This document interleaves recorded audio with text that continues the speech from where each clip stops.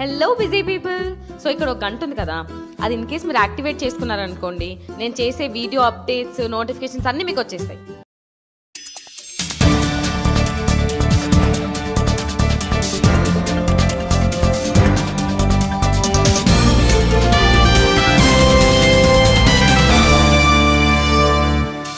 నమస్కారం, జీటీవీ వార్తలకు స్వాగతం. ముందుగా ముఖ్యాంశాలు. రాష్ట్రంలో సంస్కరణలు, అభివృద్ధి రెండు కళ్లుగా పరిపాలన సాగిస్తున్న టీడీపీ. ఎమ్మెల్యే ఆలపాటి వెల్లడి. జోరుగా ఎన్నికల ప్రచారం.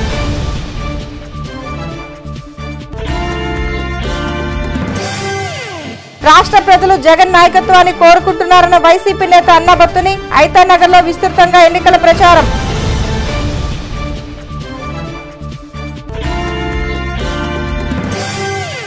తెనాలి నియోజకవర్గంలో ముమ్మరంగా ఎన్నికల ప్రచారం. రంగంలోకి దిగిన అభ్యర్థుల కుటుంబ సభ్యులు. అభ్యర్థులకు ధీటుగా ప్రచారంలో ముందుకు.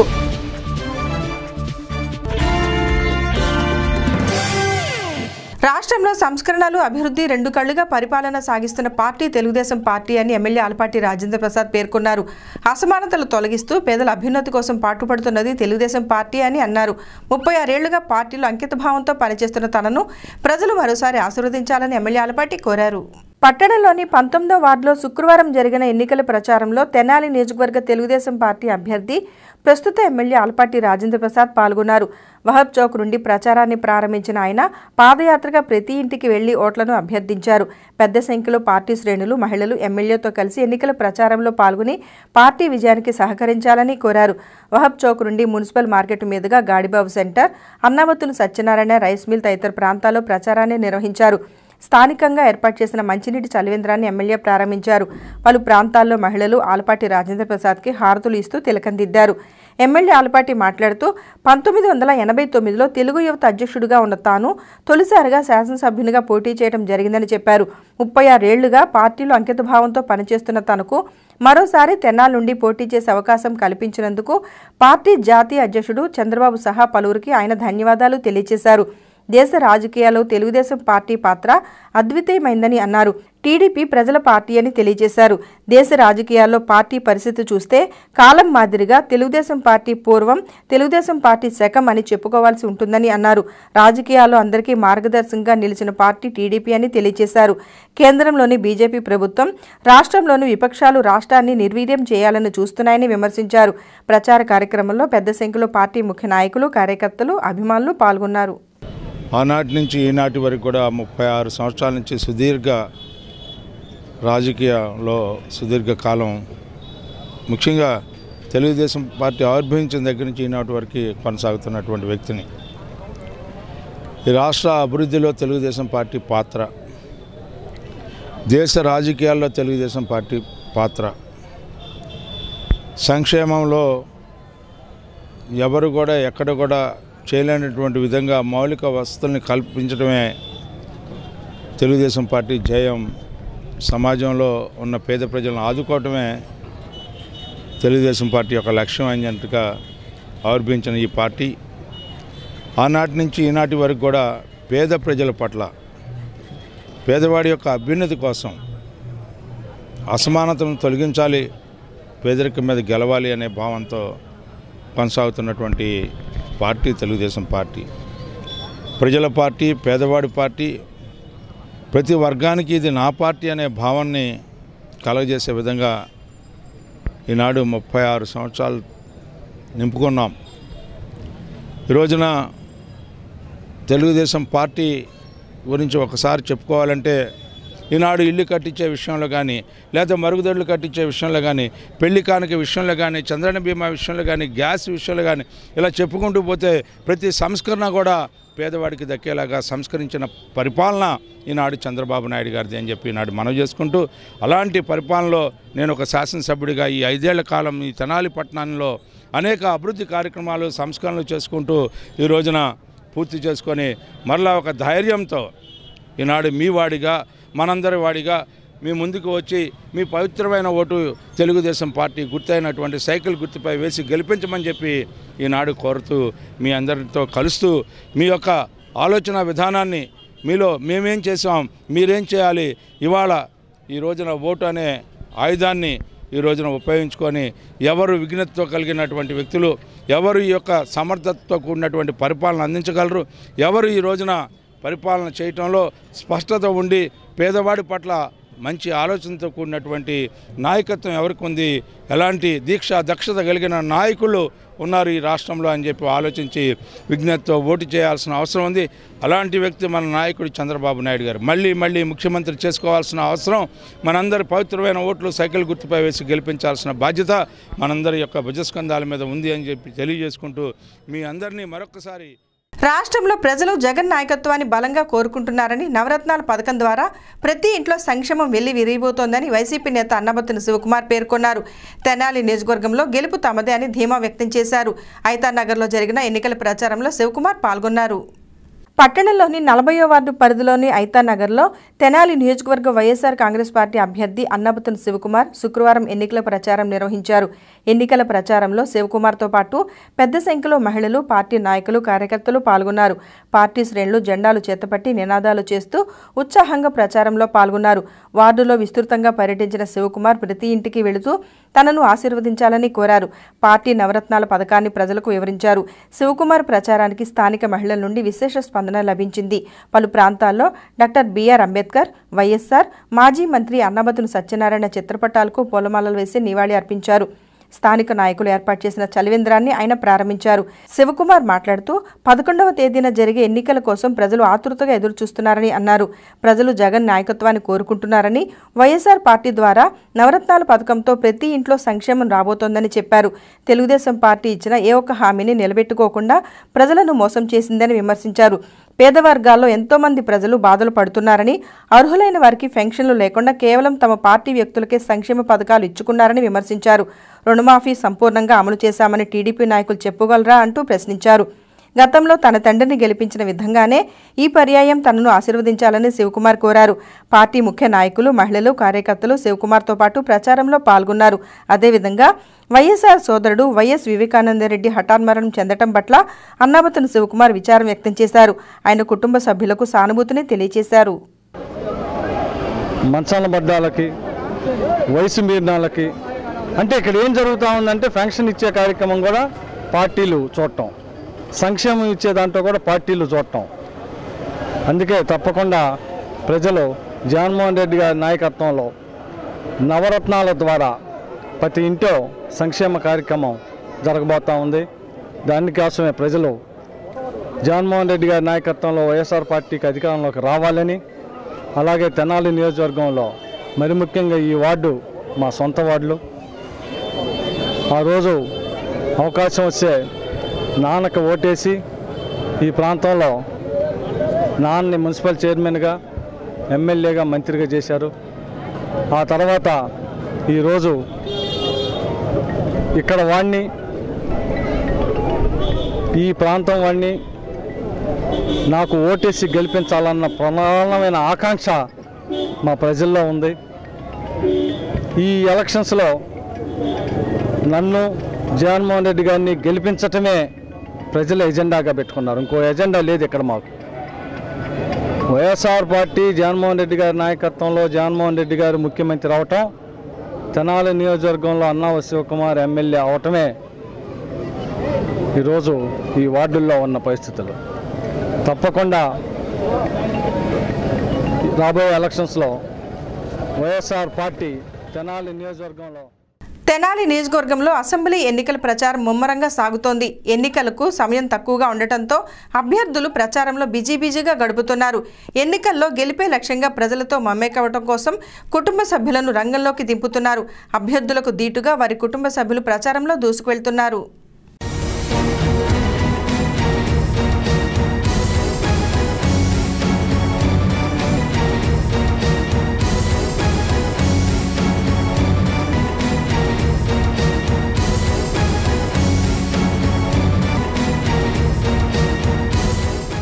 తెనాలి నియోజకవర్గ ఎన్నికలు రసవత్తరంగా మారాయి.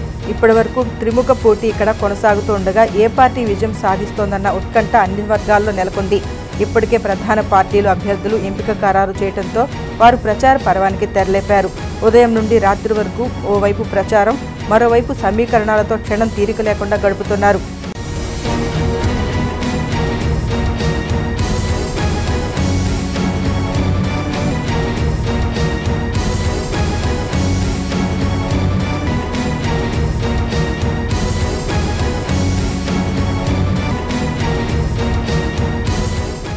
తెనాలి నియోజకవర్గం 2 మండలాల పరిధిలో విస్తరించి ఉంది.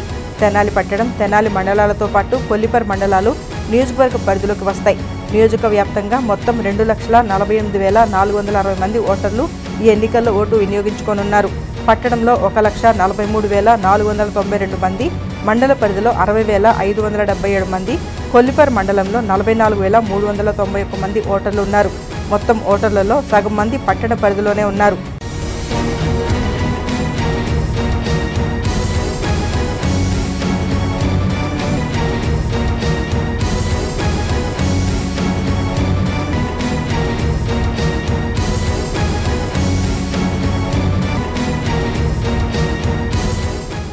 అయితే ఉన్న సమయాన్ని బట్టి చూస్తే అభ్యర్థులు నేరుగా ఓటర్ల వద్దకు వెళ్లి ప్రచారం నిర్వహించే పరిస్థితి కనిపించడం లేదు.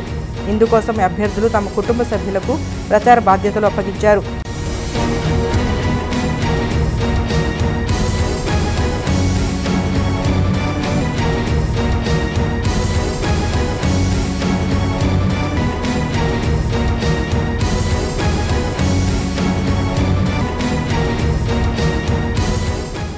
రెండు రోజులుగా నియోజకవర్గంలో ఎమ్మెల్యే ఆలపాటి రాజేంద్ర ప్రసాద్ ఓవైపు, ఆయన సతీమణి మాధవి మరోవైపు, వారి కుమార్తె డాక్టర్ అమూల్య ఇంకోవైపు ప్రచారాన్ని కొనసాగిస్తున్నారు.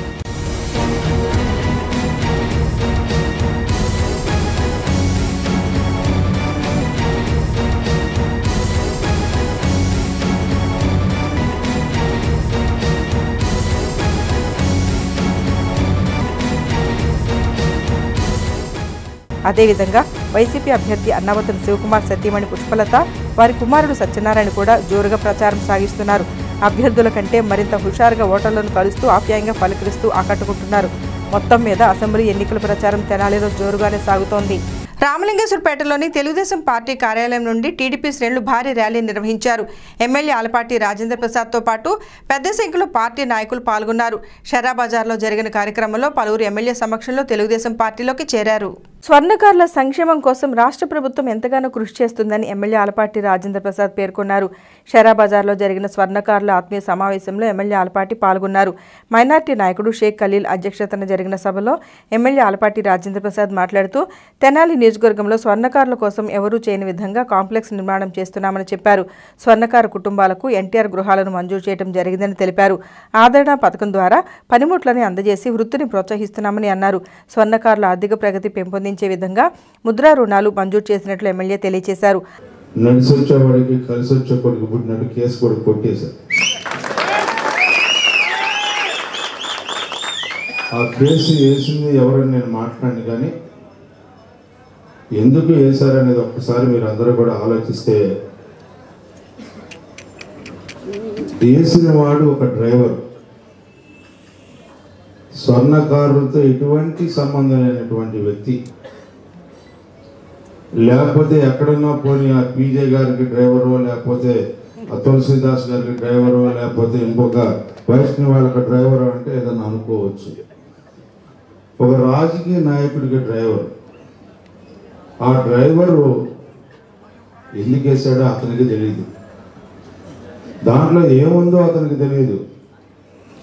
కేవలం దుర్బుద్ధితో భవన నిర్మాణం జరిగి, ఆ భవన నిర్మాణం జరిగితే ఎక్కడ వాళ్ళకి పేరు తగ్గిపోద్దో, ఎక్కడ పేరు పెరిగిద్దో తెలుగుదేశం పార్టీకి అని చెప్పి ఆ రకమైన దురాలోచన చేసినటువంటి వ్యక్తులు ఈ సమాజంలో మనతనాల్లో ఉండటం మన దురదృష్టకరం అని చెప్పి మనం చేస్తాం.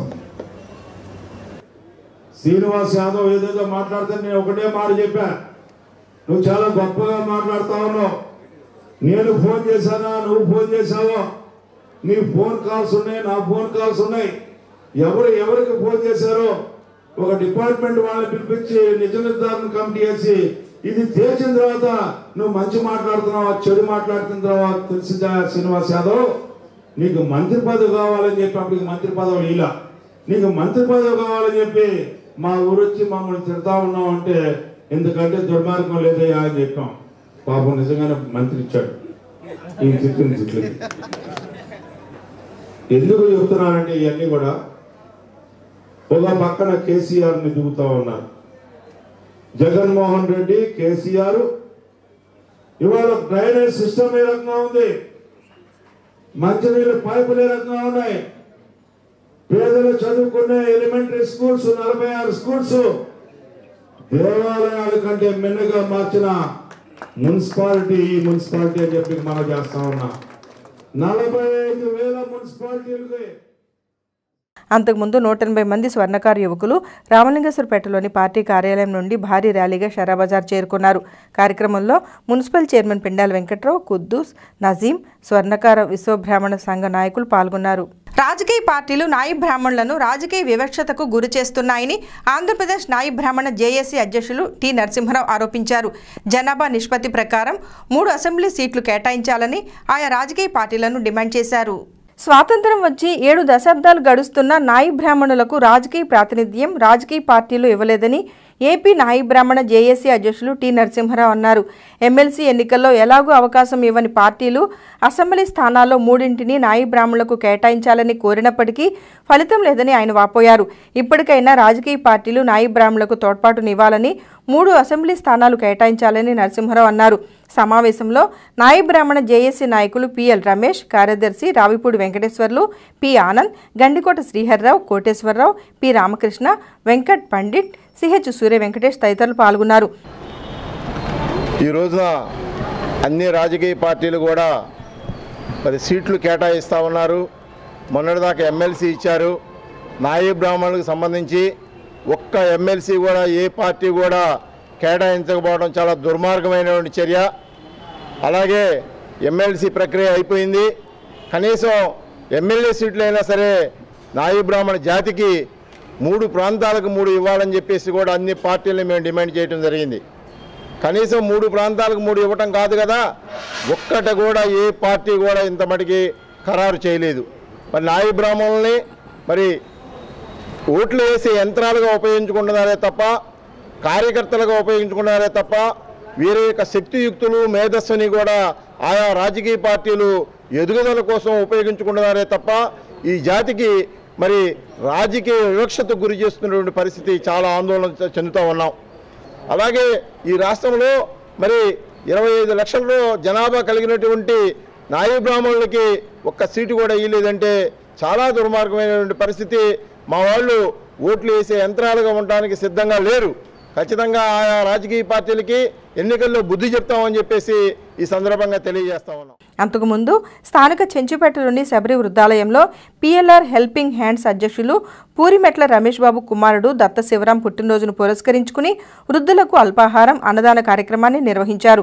ఈ సందర్భంగా పిఎల్ రమేష్ మాట్లాడుతూ పుట్టినరోజు వేడుకలు ఎలాంటి హంగు ఆర్భాటం లేకుండా పేదల మధ్య జరుపుకోవటం విశేషమని అన్నారు. కార్యక్రమంలో G Rangarao, R Venkateswarlu, Suresh, G Srihari, P Ramakrishna, T Narasimharao తదితరులు పాల్గొన్నారు.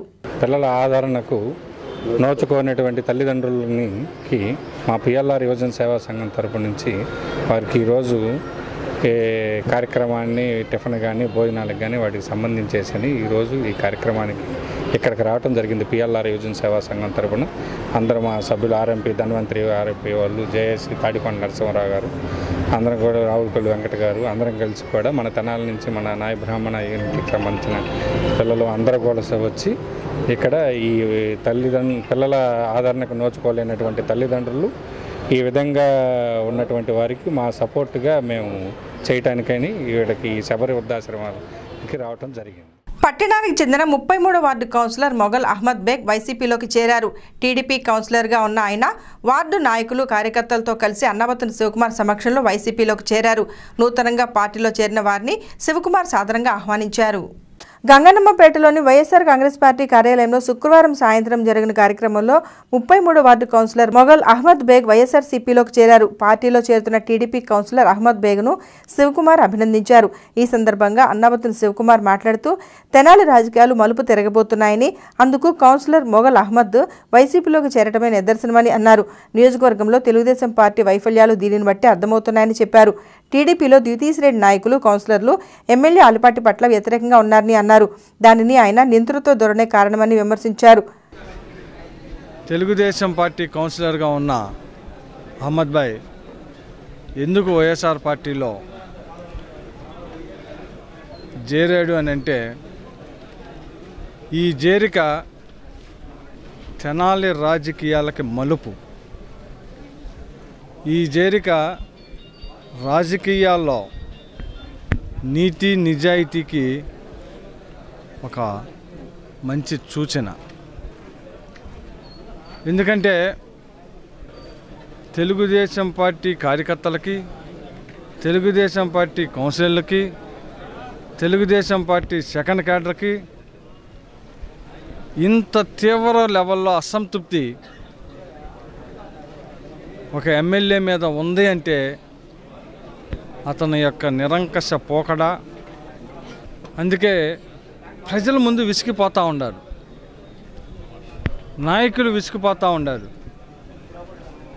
ఈరోజు వైఎస్ఆర్ పార్టీని, శివకుమార్ని ప్రజలు గెలిపియాలి అన్న నిర్ణయానికి ఈ తెనాలి నియోజకవర్గంలో రావటానికి ప్రధాన కారణం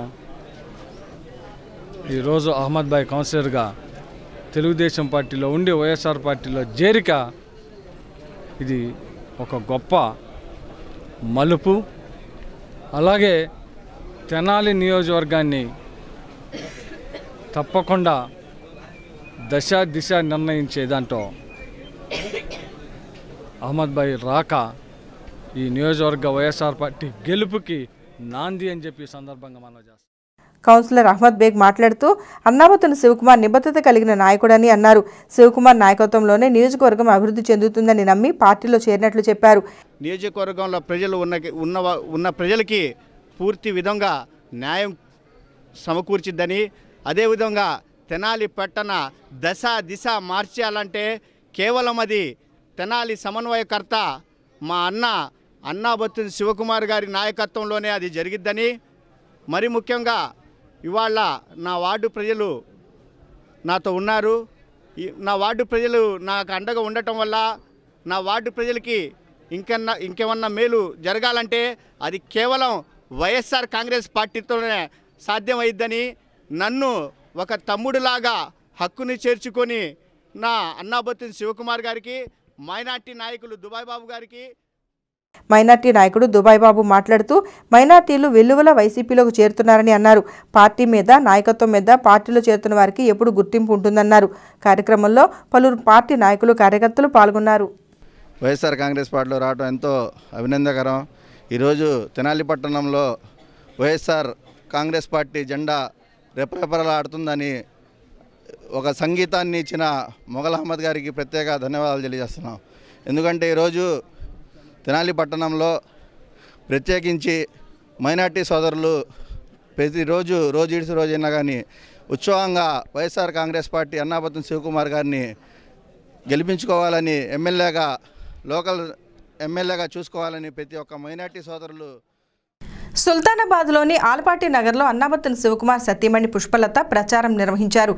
మహిళలు, స్థానిక నాయకులతో కలిసి ప్రచారంలో పాల్గొన్న ఆమె శివకుమార్ను గెలిపించాలని కోరారు. పట్టణంలోని 28వ వార్డులో వైసీపీ అభ్యర్థి అన్నాబత్తుని శివకుమార్ సతీమణి పుష్పలత శుక్రవారం ఎన్నికల ప్రచారం నిర్వహించారు. ఆలపాటి నగర్లోని కుమార్ సాయి మందిరం వద్ద నుండి సాయంత్రం ఎన్నికల ప్రచారం నిర్వహించిన పుష్పలత ప్రతి ఇంటికి వెళుతూ వైసీపీకి మద్దతు తెలపాలని కోరారు. ఈ సందర్భంగా స్థానిక మహిళలు ఆమెకు సాదర స్వాగతం పలికారు. మహిళలు సైతం ప్రచారంలో ఉత్సాహంగా పాల్గొన్నారు. మున్సిపల్ మాజీ చైర్పర్సన్ ఆలమూరు విజయలక్ష్మి కుమారి మాట్లాడుతూ రాష్ట్ర ప్రజలు మార్పు కోరుకుంటున్నారని అన్నారు. ఎన్నికల్లో వైసీపీని గెలిపించేందుకు ఆసక్తిగా ఎదురు చూస్తున్నారని చెప్పారు. ముఖ్యమంత్రిగా వైఎస్ జగన్ను, ఎమ్మెల్యేగా అన్నాబత్తుని శివకుమార్ను గెలిపించాలని కోరారు. మార్పు బాగా కోరుతున్నారు ప్రజలు. చంద్రబాబు నాయుడు మాటలు అన్నీ కళ్ళబొల్లి మాటలు తప్పితే చేతల్లో లేదు అని చెప్పని ప్రజలందరూ నమ్ముతున్నారు. కాబట్టి ఈసారి తప్పనిసరిగా మనం ఫ్యాన్ గుర్తుకు ఓటేసి లోకల్గా శివకుమార్ గారిని, మరి రాష్ట్రంలో జగన్ గారిని గెలిపించిన తద్వారా ప్రజలందరికీ న్యాయం జరగాలి అని చెప్పిన ఉద్దేశంతో మేము కోరుతున్నాం ప్రజలందరినీ కూడా. కాబట్టి ఫ్యాన్ గుర్తుకి ఒక్కొక్క వ్యక్తికి అసెంబ్లీకి ఒక ఓటు, పార్లమెంట్కి ఒక ఓటు ఉంటాయి, 2 ఓట్లు ఉంటాయి. కాబట్టి ఉదయాన్నే వెళ్ళి ఓటేయవలసిందిగా కోరుతున్నాం. ప్రచార కార్యక్రమంలో మహిళా నాయకులు గీత, కల్పన, కావ్య, సామ్రాజ్యం, సావిత్రి, నిర్మల, జయశ్రీ, గుర్రం హేమలత, నాగరాజు, జొన్నాదుల శ్రీనివాసరావు, బాలానాయక్, సురేష్ తదితరులు పాల్గొన్నారు. ప్రతి ఒక్కరూ ఓటును సద్వినియోగం చేసుకోవాలని డీఎస్పీ స్నేహిత అన్నారు. 3 టౌన్ పోలీస్ స్టేషన్ పరిధిలో మారిస్పేటలో ఓటు హక్కుపై చైతన్య సదస్సు నిర్వహించారు. మంచి సమాజం కోసం అభివృద్ధి కోసం ప్రతి ఒక్కరూ ఓటు అనే హక్కుతో మంచి వ్యక్తిని ఎన్నుకోవాలని డీఎస్పీ స్నేహిత పిలుపునిచ్చారు. ఏప్రిల్ 11న జరిగే ఎన్నికలలో స్వేచ్ఛగా ఓటు వేయాలని, యువకులు ఎలాంటి ఆవేశాలకు తావివ్వద్దని డీఎస్పీ విజ్ఞప్తి చేశారు. సమావేశానికి 3 టౌన్ సీఏ హరికృష్ణ అధ్యక్షత వహించగా పోలీస్ సిబ్బంది సైదులు, రమేష్, సుబ్బారావు, స్థానిక యువకులు పాల్గొన్నారు. ఎంతో మంది మన పూర్వీకులు, ఎంతోమంది స్వాతంత్ర్య సమర యోధుల దగ్గర నుంచి ఎంతోమంది నాయకులు వాళ్ళ ప్రాణాలని పణంగా పెడితే వచ్చిన ప్రజాస్వామ్యం. ఆ ప్రజాస్వామ్యం మనకిచ్చిన ఒక పెద్ద ఆయుధం ఏంటయ్యా అంటే ఓటు హక్కు. సో ఎందుకు ఆయుధం అంటున్నానంటే, మీరు వేసే ఈ ఓటుతో మన భవిష్యత్తుని, మనకి రాబోయే రోజుల్ని, భవిష్యత్తులో మన గ్రామాన్ని, మన ప్రాంతాన్ని ఎంత చక్కగా అభివృద్ధి పదంలో పెట్టొచ్చు, ఎంత అందంగా మలుచుకోవచ్చు అనేది మనం వేసే ఓటులోనే ఉంటుంది అనే విషయం మనం మర్చిపోకూడదు. తెనాలి పట్టణంలోని అమరావతి ప్లాట్స్ నందు వేంచేసి ఉన్న శ్రీ గోదా పద్మావతి సమేత శ్రీ వెంకటేశ్వర స్వామివారి దేవస్థానం ద్వితీయ వార్షికోత్సవాలు ఘనంగా ప్రారంభమయ్యాయి. ఈ నెల 21వ తేదీ వరకు జరిగే ఉత్సవాలలో పెద్ద సంఖ్యలో భక్తులు పాల్గొని స్వామివారి ఆశీస్సులు అందుకోవాలని ఆలయ కమిటీ నిర్వాహకులు పేర్కొన్నారు. చెంచుపేటలోని శ్రీ గోదా పద్మావతి సమేత శ్రీ వెంకటేశ్వర స్వామివారి దేవస్థానంలో స్వామివారి బ్రహ్మోత్సవాలు వైభవంగా జరుగుతున్నాయి. పంచాంగం రామానుజాచారి పర్యవేక్షణలో ఎస్టీజీ మురళీకృష్ణమాచార్యుల నేతృత్వంలో ఈ బ్రహ్మోత్సవాలు ప్రారంభించారు. ఈ సందర్భంగా దేవస్థానంలో విశేష పూజలు, అభిషేకాలు జరిగాయి. ఈ ఉత్సవాలలో భక్తులు అధిక సంఖ్యలో పాల్గొని స్వామివార్ల కృపను అందుకోవాలని ఆలయ కమిటీ, ఉత్సవాల నిర్వాహకులు తెలిపారు. ఈ రోజు నుంచి ద్వితీయ వార్షికోత్సవ బ్రహ్మోత్సవాలు గుడి ఆలయ ప్రాంగణంలో మొదలైనవి. భక్తులు విరివిగా పాల్గొని స్వామివారి కృపకు పాత్రులు కాగలరు. జై శ్రీమన్నారాయణ. వార్తలు ముగించబోయే ముందు ముఖ్యాంశాలు మరొకసారి. రాష్ట్రంలో సంస్కరణలు, అభివృద్ధి 2 కళ్లుగా పరిపాలన సాగిస్తున్న టీడీపీ. ఎమ్మెల్యే ఆలపాటి వెల్లడి. జోరుగా ఎన్నికల ప్రచారం.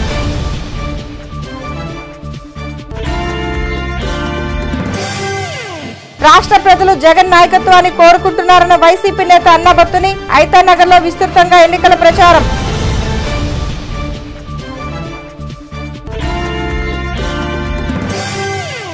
తెనాలి నియోజకవర్గంలో ముమ్మరంగా ఎన్నికల ప్రచారం. రంగంలోకి దిగిన అభ్యర్థుల కుటుంబ సభ్యులు. అభ్యర్థులకు ధీటుగా ప్రచారంలో ముందుకు.